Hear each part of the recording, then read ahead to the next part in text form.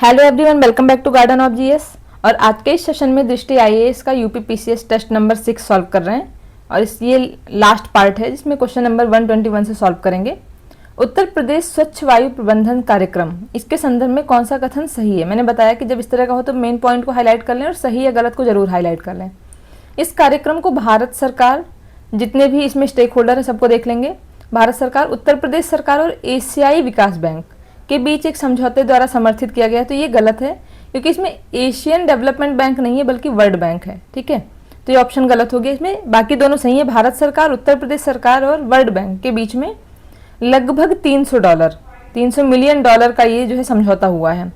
इसका उद्देश्य ईंट भट्ठे को संसाधन कुशल तकनीक में स्थानांतरित करना और लाखों परिवारों को स्वच्छ खाना पकाने तक पहुंच प्रदान करना है। ठीक है, अब देखिए स्वच्छ वायु प्रबंधन की बात हो रही तो कहाँ पे होगा, ईंट भट्ठे का प्रबंधन करना।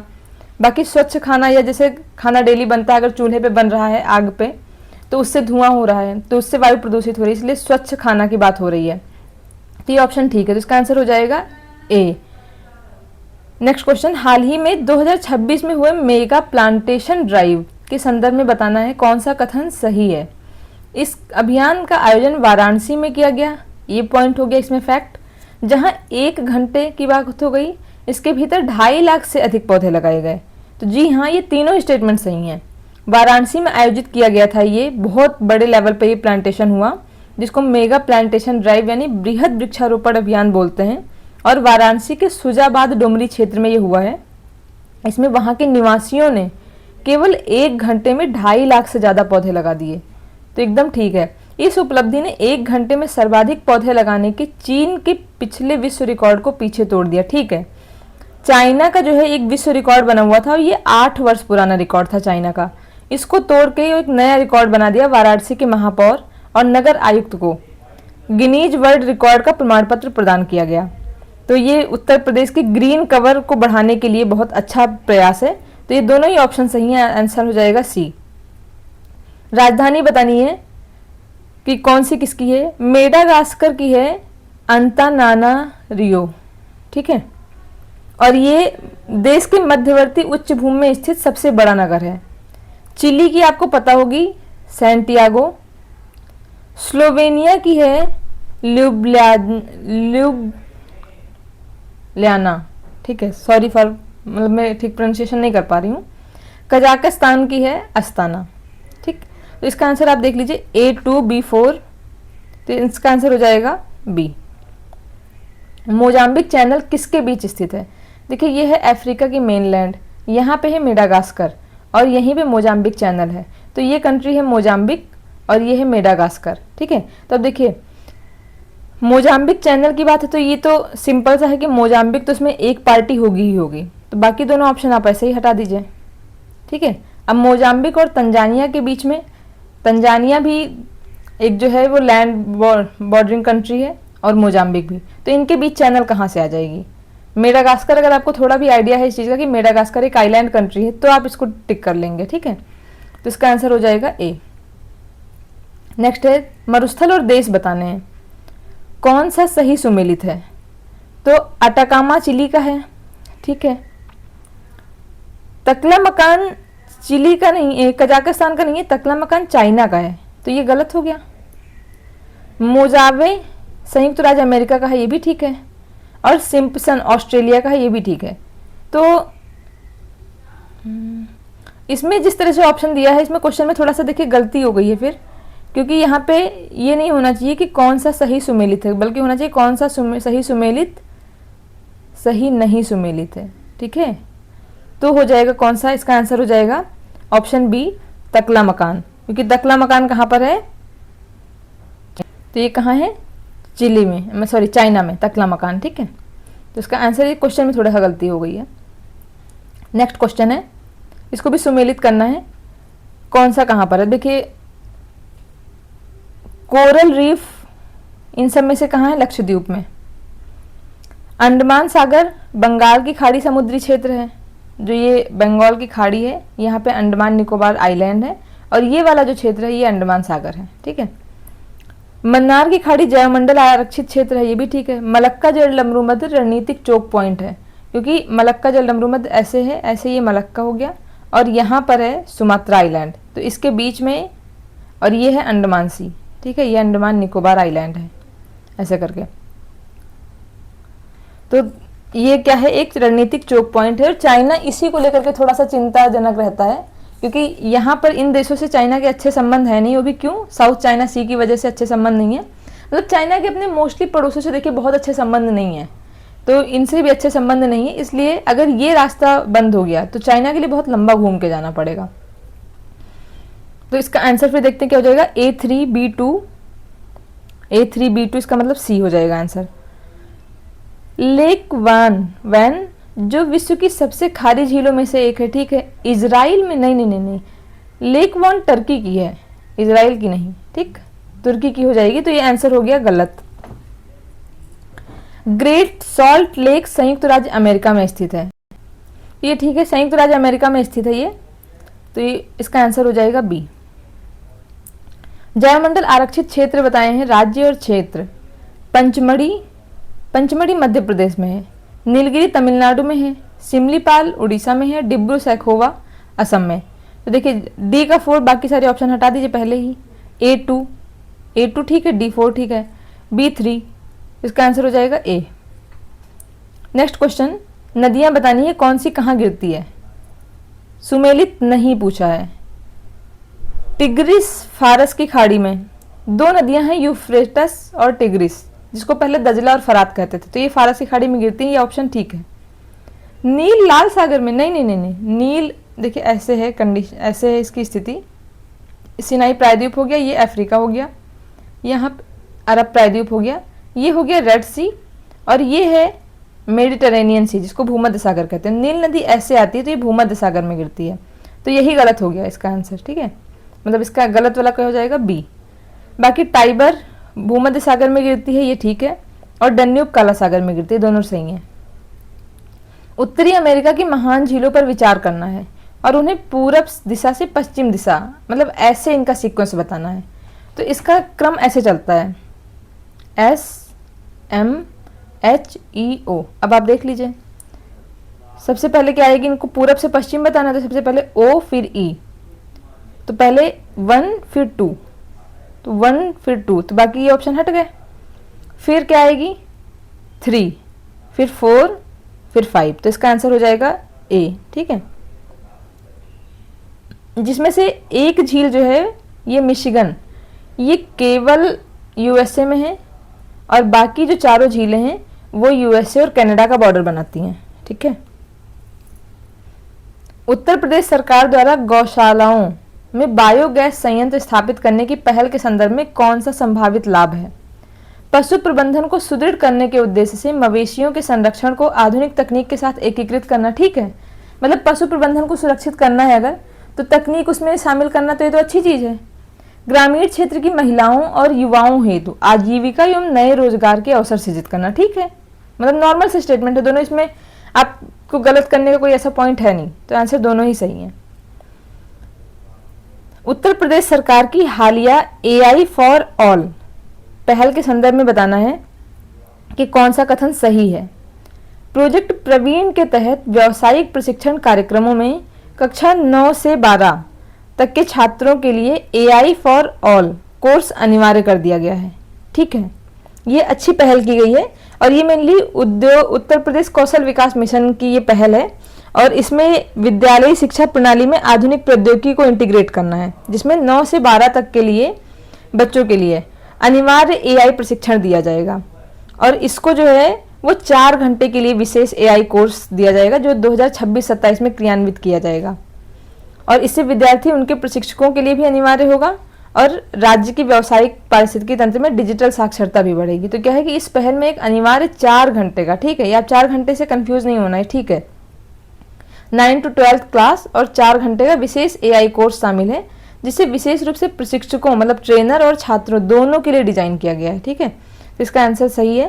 तो क्या हो जाना चाहिए इसमें, आंसर सी। प्रोजेक्ट गंगा, अब आपको लगेगा नमामि गंगा है जैसे, वैसे ही प्रोजेक्ट गंगा किससे संबंधित होगा, गंगा नदी। इस ऑप्शन को आपको सबसे पहले हटा देना है कि गंगा नदी से संबंधित, तो ये क्या है, गंगा बेसिन की सफाई और उसका पुनरुद्धार एकदम नहीं है, इसको बिल्कुल भी लगाना ही नहीं है। और ऐसे ही क्वेश्चन एग्जाम में कंफ्यूज करा देते हैं कि अगर जिसने पढ़ा है उसको वहीं पर बेनिफिट मिल जाता है इस चीज़ का, क्योंकि प्रोजेक्ट गंगा इंसान कॉमन सेंस से लगाएगा तो क्या लगाएगा, या तो लगाएगा सी या लगाएगा ए, और ये दोनों में से कोई भी ऑप्शन नहीं है। ग्रामीण परिवारों को हाई स्पीड ब्रॉडबैंड कनेक्टिविटी प्रदान करना, यही है प्रोजेक्ट गंगा का उद्देश्य। और इसका फुल फॉर्म क्या है, देखिए GAN ठीक है, government assistant network for growth and advancement. ठीक, अब आगे से ध्यान रखना है, प्रोजेक्ट गंगा ग्रामीण परिवार की बात हो रही है कि government assisted network for growth and advancement, ग्रामीण परिवारों को जिसमें क्या करेंगे, हाई स्पीड ब्रॉडबैंड कनेक्टिविटी प्रदान करना। बहुत अच्छा इनिशिएटिव है ये। बाब अल मांडेब जल डमरू मध्य एक रणनीतिक जलमार्ग है जो किन जल राशियों को जोड़ता है, अभी मैंने बताया जो था लाल सागर, ये था अरब प्रायद्वीप और ये था अफ्रीका। यहाँ पे लाल सागर, यहीं पे बाब अल मांडेब है और फिर यहाँ पर यह है अदन की खाड़ी। ठीक है, तो ये किसको जोड़ता है, लाल सागर और अदन की खाड़ी को, तो ऑप्शन बी हो जाएगा। फारस की खाड़ी और ओमान की खाड़ी को जो जोड़ती है वो हॉर्मुज जल डमरू मध्य जोड़ती है। भूमध्य सागर और लाल सागर को जोड़ती है स्वेज। काला सागर और मरमरा सागर, इन दोनों को जोड़ती है वॉस्पोरस। ठीक, निम्न में से कौन सी नहर अटलांटिक महासागर को प्रशांत महासागर से जोड़ती है, ये है पनामा, यहीं पर है साउथ अमेरिका। ठीक है, और ये है अटलांटिक, ये है प्रशांत पैसिफिक। इन दोनों के बीच में स्वेज नहर है जो इन दोनों को जोड़ती है, तो कौन सी हो जाएगी, सॉरी स्वेज नहीं, पनामा नहर। तो पनामा नहर जो किसको जोड़ती है, अटलांटिक और प्रशांत को। पंचायती राज पर अशोक मेहता समिति प्रतिवेदन की प्रमुख सिफारिशों के संदर्भ में कौन सा कथन सही है, तो जो अशोक मेहता है ये देखिए त्रिस्तरीय के स्थान पर द्विस्तरीय व्यवस्था किया था इन्होंने, ये ठीक है। सॉरी, राज्य स्तर के नीचे पर्यवेक्षण हेतु खंड को विकेंद्रीकरण का प्रथम बिंदु माना जाए, नहीं। देखिए जब इन्होंने दो स्तर की बात की थी तो आज जैसे है त्रिस्तरीय, तो एक हो गया जिला, एक हो गया खंड या जिसको ब्लॉक बोलते हैं, और तीसरा होता है ग्राम। ठीक है, लेकिन जब इन्होंने दो स्तर की बात की तो जिला और दूसरा ग्राम विलेज की बात की। ठीक है, ये इन्होंने ब्लॉक वाले लेवल को दो स्तर में हटा दिया था, तो ये ऑप्शन आपका गलत हो गया कि राज्य स्तर के नीचे पर्यवेक्षण हेतु खंड को नहीं बल्कि क्या होना चाहिए, जिला को प्रमुख बिंदु माना जाएगा, प्रथम बिंदु। तो ये ऑप्शन गलत हो गया, तो इसका आंसर हो जाएगा ओनली वन, मतलब आंसर बी। नेक्स्ट क्वेश्चन है, निम्न में से कौन सा मैच करना है आपको, राजभाषा है 17, तो ये ठीक है, लेकिन इन्होंने बोला सुमेलित नहीं है। संघ राज्य क्षेत्र, ये है भाग 8, ये भी ठीक है। अनुसूचित और अनुसूचित जाति और जनजाति क्षेत्र, ये भी भाग 10 ठीक है। अधिकरण भाग 11 नहीं है, बल्कि अधिकरण जो है वो 14th है। ठीक है, और ये बाद में इसमें संशोधन करके शामिल किया गया है, इसलिए इसका है अधिकरण का 14A। ठीक, ये ऐसे है, तो आंसर क्या हो जाएगा डी। पंचायतों के समस्त चुनावों का संचालन कौन करता है, राज्य निर्वाचन आयोग। जो राज्य निर्वाचन आयोग है वो पंचायत का और नगर पालिका का दोनों का करता है। ठीक है, म्यूनसिपैलिटीज का, इन दो का। और बाकी जो भारत का निर्वाचन आयोग है वो संसद के, लोकसभा और राज्यसभा, ऐसे विधानमंडल के, विधानसभा और विधान परिषद का, प्लस प्रेसिडेंट, वाइस प्रेसिडेंट, इन सब के इलेक्शन कराता है। ठीक है, बाकी राज्य विधानमंडल कोई चुनाव थोड़ा ना कराता है, पंचायती राज आयोग भी कोई चुनाव नहीं कराता है। निम्न में से कौन एक योजना वर्ष सही सुमेलित नहीं है, अब इसमें देखिए ये थोड़ा सा पुरानी स्कीम का नहीं, बट नई स्कीम आपसे गलती नहीं होनी चाहिए। आदर्श सांसद ग्राम जो योजना आई थी वो आई थी 2014, ठीक है। दीनदयाल उपाध्याय योजना ये भी 2014 में आई थी। श्यामा प्रसाद मुखर्जी योजना ये आई थी 2016। ठीक, और कौन सी बची, रूरल हाउसिंग इंटरेस्ट स्कीम, ये 2017। ठीक है, इसका जो सीक्वेंस होना चाहिए वो यही होना चाहिए कि सबसे पहले आई थी सांसद ग्राम 11 अक्टूबर को। ठीक है, फिर आई दीनदयाल, फिर आई श्यामा प्रसाद मुखर्जी और फिर आई रूरल हाउसिंग। तो इसमें कौन सा गलत है, तो ये हो जाएगा ए। ग्राम सभा के संबंध में बताना है, इसके कार्य और शक्तियां ग्राम स्तर पर उसी प्रकार हैं जैसे राज्य व्यवस्थापिका के राज्य स्तर पर होते हैं। ठीक है, ये मेनली जो ग्राम सभा है वो क्या करती है, गाँवों में संबंधित जो भी नियम लागू करने हैं, जो भी योजनाएं आई हैं उनको बैठ करके एनालिसिस करना, उनका किस तरह से लाभार्थियों को ज़्यादा से ज़्यादा लाभ पहुंचाया जा सके और क्या क्या काम करवाए जा सकें, ये सारा जो होता है वो मेनली ग्राम सभा का काम होता है। तो इसमें क्या होता है कि ऐसी ही पावर, जैसे मतलब देखने में ऐसा लगता है कि जैसे व्यवस्थापिका के पास पावर है, राज्य व्यवस्थापिका मतलब राज्य विधानमंडल वगैरह के पास जिस तरह की पावर है, वैसे ही मतलब अपने गांव को लेकर के थोड़ा सा सीमित मामले में, लेकिन है इनके पास पावर। ठीक है, इनकी शक्तियों का निर्धारण केंद्रीय सरकार के द्वारा होता है। नहीं, केंद्रीय सरकार इनकी शक्तियों का निर्धारण नहीं करती है, बल्कि इनकी शक्तियां कौन देता है, राज्य विधानमंडल देता है। ठीक है, और ये वही जो अनुसूची कौन सी आई थी, 11वीं और 12वीं अनुसूची में, और वही भाग में 9 और 9A में जो ये सब शामिल किया गया है, वही कि राज्य विधानमंडल को पावर दी गई है कि वह अपने अपने क्षेत्र की ग्राम पंचायतों और नगर पालिकाओं को अधिकार प्रदान कर सकते हैं। यह एक ग्राम स्तर की सभा है जिसमें पंचायत के क्षेत्र के सभी पंजीकृत मतदाता शामिल होते हैं। सही है ये। और आपको ये ध्यान रखना है कि इसमें ग्राम सभा जो बात आती है, इसमें हमेशा वोटर्स की बात आती है कि वोटर लिस्ट में जिन जिन जो पंजीकृत मतदाता होते हैं वही मिलकर के ग्राम सभा बनाते हैं, ना कि समस्त जनसंख्या। ठीक है, तो ये क्वेश्चन आ चुका है, किसी स्टेट पीसीएस में ही आया हुआ है कि ग्राम सभा का मतलब हुआ उस गांव की में रहने वाले सभी लोग, ना सभी लोग से नहीं मतलब होता है, वोटर की बात होती है जो 18+ हो। तो इसका कौन सा हो जाएगा, जो गलत है, सत्य नहीं है, तो सत्य नहीं कौन सा हो जाएगा, ऑप्शन बी। ठीक है, आंसर बी हो जाएगा इसका। योजना कार्यक्रम और उनका प्रारंभ वर्ष बताना है कि राष्ट्रीय ग्रामीण स्वास्थ्य मिशन ये आया था 2005 में, और राष्ट्रीय सामाजिक सहायता कार्यक्रम ये आया था 1995 में। सामाजिक सहायता कार्यक्रम के अंतर्गत ही जो प्राइमरी स्कूलों में जैसे आज मिड डे मील वगैरह है, ऐसे पहले चावल मिलता था, तो वो भी सामाजिक सहायता कार्यक्रम के ही अंतर्गत एक पार्ट था उसका। बाकी ग्रामीण स्वास्थ्य मिशन ये बहुत अच्छा इनिशिएटिव है गवर्नमेंट का, और इसमें मेनली जो वल्नरेबल लोग हैं, अनुसूचित जाति जनजाति के लोग हैं और बहुत सारे गरीब लोग हैं, उनको इसमें जो है बेनिफिशियरी बनाया जाता है। नेक्स्ट स्टेटमेंट, स्वर्ण जयंती ग्राम रोजगार योजना ये आई थी 1999 में, और संपूर्ण ग्रामीण रोजगार योजना आई थी 2001 में, और उसके बाद मनरेगा आई है बाद में। ठीक, तो हम क्या क्या इसमें मतलब केवल हमें आंसर ही नहीं देखना है, हमको याद भी रखनी चीज़ें। तो क्या है, पहले राष्ट्रीय ग्रामीण स्वास्थ्य मिशन कब आया, 2005 में। उससे पहले क्या आ चुका है, सामाजिक सहायता कार्यक्रम 1995 में। फिर 1999 में क्या आया, स्वर्ण जयंती ग्राम रोजगार योजना। फिर 2001 में संपूर्ण ग्रामीण रोजगार योजना, और 2005 में राष्ट्रीय ग्रामीण स्वास्थ्य मिशन। तो इस तरह से 1 ये क्रॉस करके इसका आंसर हो जाएगा, इसका आंसर फिर हो जाएगा B. Sorry, next question, Bharat में संसद के द्वारा panchayat extension to scheduled area जिसको बोलते हैं पेशा, ठीक है, पंचायत पी से पंचायत, फिर एक्सटेंशन टू शेड्यूल्ड एरियाज, ये कब पारित हुआ था, 1996 में पारित हुआ था। और ये मेनली अनुसूचित क्षेत्र विस्तार अधिनियम है, पंचायती राज अधिकारिता से संबंधित है। और इसमें जो मेनली है कि अनुसूचित क्षेत्र में रहने वाले लोग हैं, अगर कोई शेड्यूल्ड एरिया में, जिसको नाम ही लिखा हुआ शेड्यूल्ड एरिया, तो शेड्यूल्ड एरिया में अगर कोई रहने वाले लोग हैं तो उनका जो है पारंपरिक ग्राम सभाएं उनकी जैसी चल रही थी, उनके माध्यम से ही उनका शासन चलाया जाएगा। जैसे बाद में ये जो जोड़ा गया पार्ट 9 और 9A, तो पार्ट 9A से ज़्यादा संबंधित नहीं था, मेन था 9 से, कि नई पॉलिसी को अडॉप्ट करना, नई व्यवस्था को उनके लिए थोड़ा मुश्किल था। तो इसीलिए क्या किया कि अनुसूचित जो क्षेत्र हैं उनमें उनको ज़्यादा अधिकार दे दिए गए थे। तो वो किसके तहत दिया गया था, 1996 में एक्ट पारित किया गया था, पेशा एक्ट, उसके तहत दिया गया था। ठीक है, ये इसको सुमेलित करना है।